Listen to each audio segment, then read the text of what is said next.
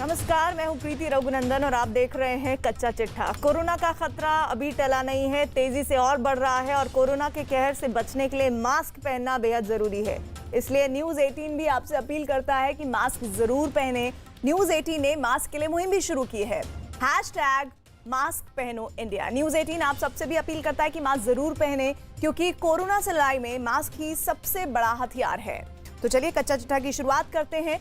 पाकिस्तान में इस्लामी कट्टरपंथी और जिहादी अल्पसंख्यकों पर अमानवीय अत्याचार करते हुए तमाम जो तस्वीरें हैं वो आपने देखी हैं। पाकिस्तान की इमरान खान की सरकार इन जिहादियों और कट्टरपंथियों से इतना डरती है कि उसकी कोई भी कार्रवाई करने की हिम्मत नहीं होती। लेकिन आपको ये जानकर हैरानी होगी कि अब पाकिस्तान की सेना भी वहां गहरी जड़ें जमा चुके इस्लामी कट्टरपंथ के आगे सरेंडर कर चुकी है। पाकिस्तान में एक बहुत मामूली सी पार्टी है, तहरीक-ए-लब्बैक, जिसके नेता खादिम हुसैन रिजवी की हाल ही में मृत्यु हो गई। लेकिन अब उनकी जगह TLP के प्रमुख बने हैं उनके बेटे साद हुसैन रिजवी। साद हुसैन रिजवी के इशारे पर उनके कार्यकर्ता लाहौर की सड़कों पर उत्पात मचाने लगे और पाकिस्तान सेना को उनकी औकात दिखा दी। इस कट्टरपंथी नेता ने साबित कर दिया कि पाकिस्तान में हुकूमत किसी की भी हो, सिक्का चलता है तो सिर्फ कट्टरपंथी जमातों का। लेकिन हद तो तब हो गई जब पाकिस्तान सेना के जवान भी दबाव में आकर कट्टरपंथ का नारा बुलंद करने लगे और देखते ही देखते पाकिस्तान का दिल यानी लाहौर शहर धधकने लगा।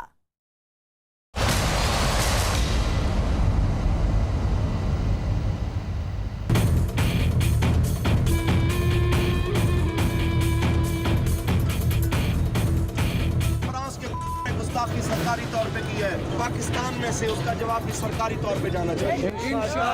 सानू लगदा कि हुण तुहाडे नाल इंज करके गल करनी चाहिए।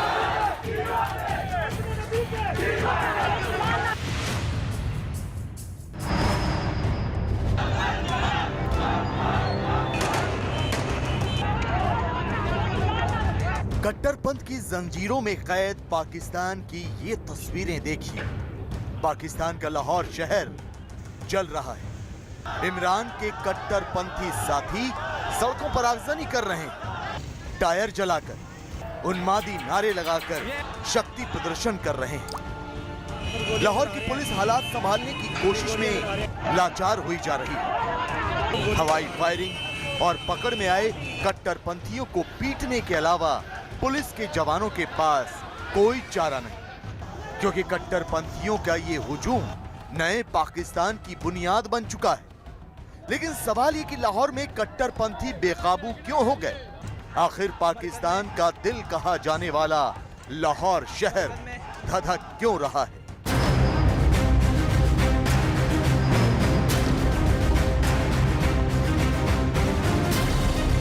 लाहौर में मचे घमासान और इस्लामी कट्टरपंथियों के विरोध प्रदर्शन के पीछे इस शख्स का हाथ है। नाम है साद हुसैन रिजवी। तहरीक-ए-लब्बैक पार्टी का प्रमुख साद हुसैन रिजवी। अपने पिता खादिम हुसैन रिजवी के बाद इसने तहरीक-ए-लब्बैक पार्टी की कमान अपने हाथों में ले ली और अपने पिता की ही तरह पाकिस्तान में कट्टरपंथ का जाल फैलाने लगा। अपनी तकरीरों से युवाओं को जिहाद के लिए उकसाने लगा। लेकिन जैसे ही इसने फ्रांस के खिलाफ बयान दिया और पाकिस्तान में फ्रांस के राजदूत को वापस भेजने की मांग की, बवाल मच गया। याद रखना, असा गर्दना हुजूर दे दीन वास्ते रखी हुई है। क्या तुसा फ्रांस दे सफीर नु वापस कढ़ लिया? असी बड़े और बड़ा तहम्मुल दा मुजाहरा कीता कि शायद कर लवो। सानू लगदा कि हुण तुहाडे नाल इंज करके गल करनी चाहिए। सानू नहीं समझ आ रही साडी गल। सुना आपने किस तरह साद हुसैन रिजवी फ्रांस के राजदूत को वापस भेजने के लिए इमरान सरकार पर दबाव बना रहा है। लेकिन ऐसा क्या हो गया कि फ्रांस के खिलाफ साद का गुस्सा 7वें आसमान पर पहुंच गया? दरअसल पाकिस्तान के कट्टरपंथी फ्रांस की मैगजीन में प्रकाशित किए गए पैगंबर मोहम्मद के विवादित कार्टून से चिढ़े हुए हैं।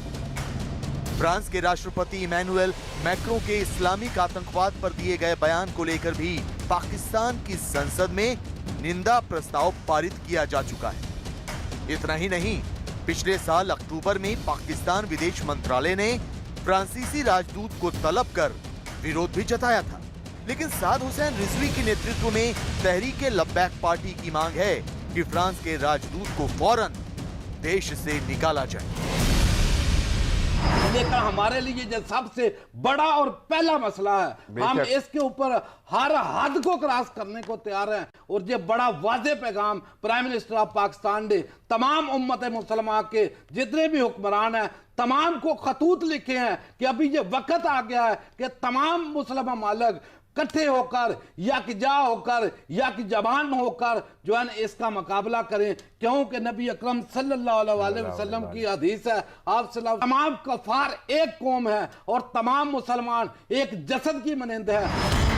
साद हुसैन रिजवी के पक्ष में पाकिस्तान का मीडिया भी कट्टरपंथ का ढोल बजा रहा है तो उसके समर्थक लाहौर की सड़कों पर हल्ला बोल रहे हैं। लेकिन आपको ये जानकर हैरानी होगी कि पाकिस्तान की सेना भी कट्टरपंथ का नारा बुलंद कर रही है। बाजवा ब्रिगेड लाहौर की सड़कों पर साद के समर्थन में उतर गई।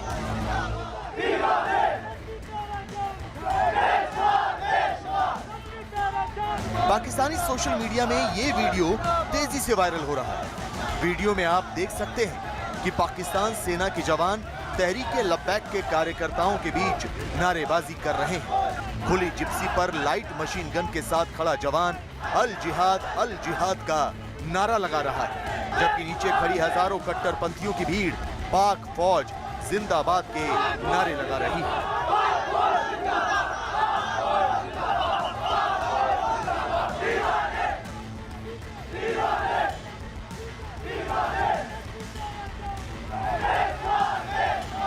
अब पाकिस्तान आर्मी के अंदर भी अलग अलग खेमे हैं और इन खेमों में एक कट्टरपंथी खेमा भी है और ये जो कट्टरपंथी खेमा है यही डीप स्टेट के अंदर एक और डीप स्टेट है जो कि ना आर्मी चीफ को ना उनके प्रधानमंत्री को कोई ढंग का काम करने देती है। और यही वो डीप स्टेट है जो इस तरीके का नैरेटिव बनाकर उसको सपोर्ट करती है, जिस नैरेटिव का हमने जमीन पर एक बयानिया देखा जिसके अंदर एक पाकिस्तान का ही सिपाही जिहादी नारे लगा रहा है और उसके साथ ये पूरे जो तंजीम के जो लोग हैं ये उसके साथ खड़े हुए और वो भी नारेबाजी कर रहे हैं। जिस देश की सेना, जिस देश का मीडिया और जिस देश की सरकार कट्टरपंथ की तलवार को धार दे रही हो उसका हाल क्या होगा वो बताने की जरूरत नहीं। लेकिन इस्लामी कट्टरपंथियों की ये भीड़ बेकाबू तब हो गई जब इमरान सरकार ने फ्रांस के साथ खराब होते रिश्तों को देखते हुए दिखावे के लिए तहरीक लब्बैक के प्रमुख साद हुसैन रिजवी को गिरफ्तार कर लिया। साद हुसैन रिजवी की गाड़ी को रोककर लाहौर पुलिस ने उन्हें हिरासत में ले लिया और इसके बाद जो हुआ वह आपके टेलीविजन स्क्रीन पर है।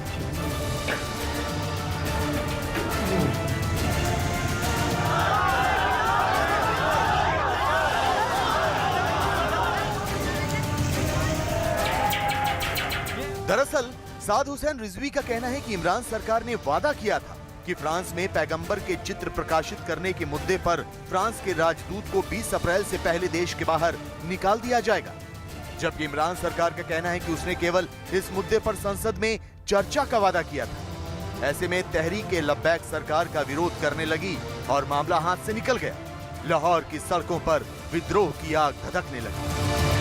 अगर पाकिस्तान की सरकार इन कट्टरपंथियों के सामने झुकती है तो ये मान के चलिए कि पाकिस्तान एक बहुत ही डाउनवर्ड स्लाइड में स्पाइरल कर जाएगा और ये बहुत इसके खतरनाक अंजाम होगा, ना ही सिर्फ इस पूरे इलाके के लिए बट पाकिस्तान के लिए, खुद के लिए। पाकिस्तान के अंदर कट्टरपंथ और ज्यादा फैलेगा और इससे नुकसान पाकिस्तानियों का होगा। जहां तक फ्रांस के साथ रिलेशन का सवाल है, अगर फ्रांस के साथ में ये रिलेशन तल्ख करते हैं तो ये मान के चलिए कि पूरा यूरोपियन यूनियन पाकिस्तान के खिलाफ हो जाएगा। लाहौर में कट्टरपंथियों की लगाई आग की आंच अब भारत तक भी पहुंच चुकी है। दरअसल लाहौर में हिंसा की वजह से सिखों का एक जत्था वहां फंस गया है। बैसाखी के कार्यक्रमों में शामिल होने के लिए करीब 1000 श्रद्धालुओं का सिख जत्था पाकिस्तान गया था, जो अब अपनी जान बचाने के लिए गुरुद्वारों में शरण लिए हुए। आपको बता दें कि इस मामले पर भारत ने उनकी सुरक्षा को लेकर चिंता जताई। भारतीय उच्चायोग लगातार पाकिस्तान विदेश मंत्रालय और ETPB यानी इवैक्यूएट ट्रस्ट प्रॉपर्टी बोर्ड से संपर्क में। भारतीय उच्चायोग ने सिख श्रद्धालुओं की सुरक्षा सुनिश्चित करने के लिए पाकिस्तान सरकार से बात की, जबकि ETPB के सूत्रों ने न्यूज 18 से कहा है कि ETPB के अधिकारी भारतीय सिख जत्थे के साथ मौजूद हैं और उनका ख्याल रखा जा रहा है। जाहिर है लाहौर में कट्टरपंथियों का जिहाद मुसीबत का सबब बना हुआ है, लेकिन इमरान सरकार मूक दर्शक बनी बैठी है, क्योंकि कट्टरपंथ इमरान के राजधर्म पर पूरी तरह से हावी हो चुका है।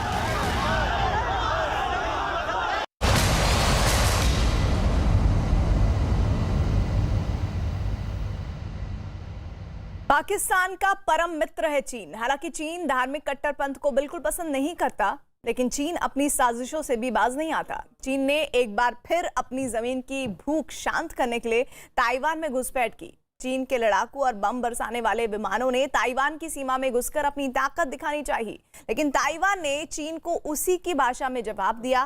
ताइवान ने चीन के 25 लड़ाकू विमानों को खदेड़ दिया। अब ताइवान के इस आक्रामक तेवर से चीन परेशान हो उठा है। चीन को समझ ही नहीं आ रहा कि वो इस छोटे से देश को काबू कैसे करे, जबकि चीन की परेशानी का सबब अमेरिका भी है, जो खुलकर ताइवान का समर्थन कर रहा है। देखिए ताइवान ने कैसे की चीन की इंटरनेशनल बेइज्जती।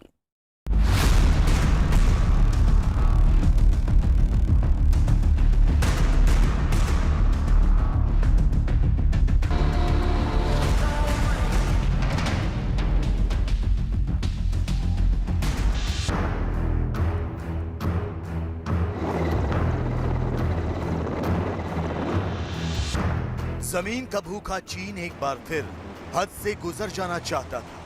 विस्तारवाद को अपनी विदेश नीति का हिस्सा बना चुका चीन एक बार फिर पड़ोसी देश पर अपनी दादागिरी थोपना चाहता था। चीन की लाल सेना ताइवान को डराना चाहती थी, लेकिन शी जिनपिंग ने सपने में भी नहीं सोचा होगा कि उन्हें ताइवान के हाथों अपमान का घूंट पीना पड़ेगा। PLA यानी पीपल्स लिबरेशन आर्मी के लड़ाकू विमानों को अपनी सबसे बड़ी भूल के लिए इतनी भारी इंटरनेशनल बेइज्जती सहनी होगी। ताइवान के रक्षा मंत्रालय के मुताबिक सोमवार को चीन के 25 युद्धक विमानों ने उसके हवाई क्षेत्र में उड़ान भरी। ताइवान के एयर डिफेंस आइडेंटिफिकेशन जोन में चीन के जिन 25 युद्धक विमानों ने उड़ान भरी थी, उनमें से कुछ तो परमाणु हथियार ले जाने में भी सक्षम थे। ताइवान ने इस घुसपैठ को रोकने के लिए बेहद ही आक्रामक प्लान बनाया। ताइवान ने अपने लड़ाकू विमानों को चीन के युद्धक विमानों को चेतावनी देने के लिए न सिर्फ हवा में भेजा, बल्कि मिसाइल सिस्टम भी तैनात कर दिया। नतीजा यह हुआ कि चीन के विमान दुम दबाकर भागने को मजबूर हो गए।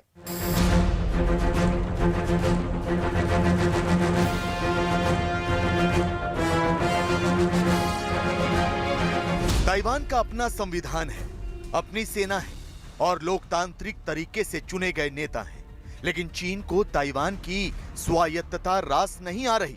चीन ताइवान पर अधिकार जताने के साथ बल प्रयोग की धमकी देता रहा है, लेकिन इस बार तो चीन की सेना ने हद कर दी। ताइवान में सबसे बड़ी घुसपैठ को अंजाम देने की कोशिश की। अमेरिका की चेतावनी और ताइवान की आक्रामकता के बावजूद चीन ने अपने फाइटर जेट ताइवान भेज दिए। जानकारी के मुताबिक चीन ने शक्ति प्रदर्शन करते हुए अपने 18 लड़ाकू विमान ताइवान भेज दिए। फाइटर जेट के साथ चीन के 4 बम वर्षक विमान भी शामिल थे, जो परमाणु हथियार ले जाने में सक्षम है, जबकि 2 एंटी सबमरीन विमान और समय से पहले चेतावनी देने वाला एक विमान भी इस घुसपैठ में शामिल था। लेकिन ताइवान ने चीन की घुसपैठ की कोशिश का माकूल जवाब दिया।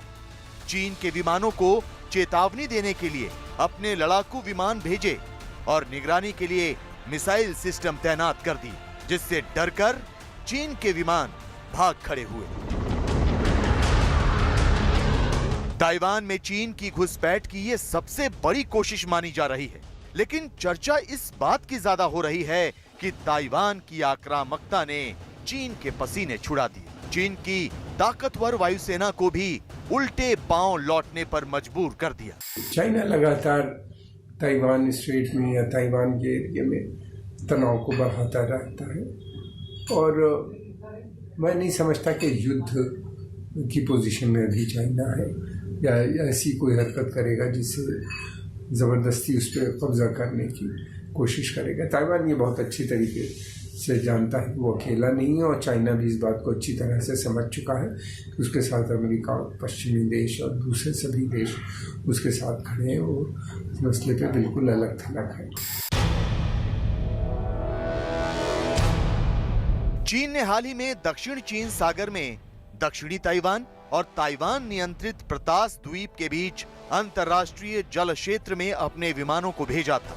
लेकिन ये किसी ने नहीं सोचा था कि चीन अपने लड़ाकू विमानों का दस्ता ताइवान भेज देगा, वो भी तब जब एक दिन पहले ही अमेरिका के विदेश मंत्री एंटनी ब्लिंकेन ने ताइवान के खिलाफ चीन की लगातार बढ़ती आक्रामकता पर चिंता जाहिर की थी। दरअसल चीन ताइवान को वन चाइना पॉलिसी के तहत अपना हिस्सा मानता है, जबकि ताइवान खुद को एक संप्रभु राष्ट्र मानता है। चीन लंबे समय से ताइवान की अंतर्राष्ट्रीय गतिविधियों को बाधित करने की कोशिश करता रहा है, जबकि ताइवान ने प्रशांत क्षेत्र में अपना प्रभाव बढ़ाने की पूरी कोशिश की है। चीन लगातार ताइवान के खिलाफ बल प्रयोग की धमकी देता रहा है, जबकि अमेरिका ताइवान को आत्मरक्षा के लिए मदद देने की बात कहता रहा है।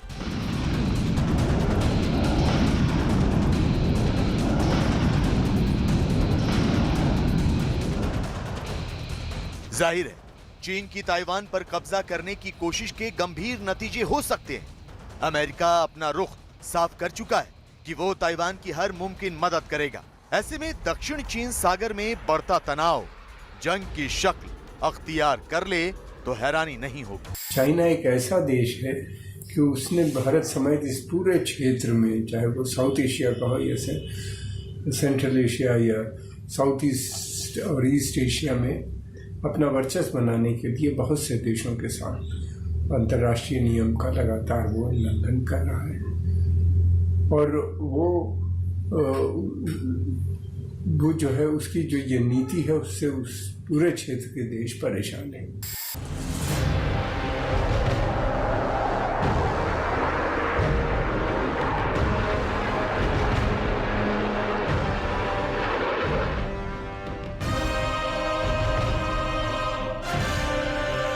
हाल ही में हुए एक समझौते के तहत अमेरिका ताइवान को एंटी शिप वेपन सिस्टम देने जा रहा है। माना जा रहा है कि चीन के रवैये को देखते हुए जो बाइडेन प्रशासन ने यह फैसला लिया है ताकि ताइवान खुद की सुरक्षा सुनिश्चित कर सके। लेकिन शी जिनपिंग के लिए मुसीबत यहीं खत्म नहीं होती। उनके विस्तारवाद की हवा निकालने के लिए भारत, अमेरिका, जापान और ऑस्ट्रेलिया ने क्वाड बनाया है। वही क्वाड जिसकी सेनाएं हिंद महासागर, प्रशांत महासागर और दक्षिण चीन सागर में शी जिनपिंग की नीतियों का काट तलाश रही हैं। युद्धाभ्यास से लेकर चीन को घेरने की रणनीति बना रही हैं। ऊपर से अमेरिका सीधे शब्दों में ताइवान के खिलाफ किसी भी कार्रवाई पर चीन को माकूल जवाब देने की बात कह चुका है। अमेरिकन आर्म्स सेल इस बात का सबूत है कि चाइना की जो हरकतें हैं ये उसका नतीजा है, और दूसरी तरफ ये भी है कि ये इस बात को भी दर्शाता है कि ताइवान और अमेरिका की बढ़ती हुई दोस्ती जो चाइना के लिए एक बड़ा खतरा है। एक बात बिल्कुल साफ है, ताइवान को शुरू से अमेरिका का समर्थन रहा है, और ये समर्थन जो है मुझे नहीं लगता कि कभी ख़त्म होने वाला है।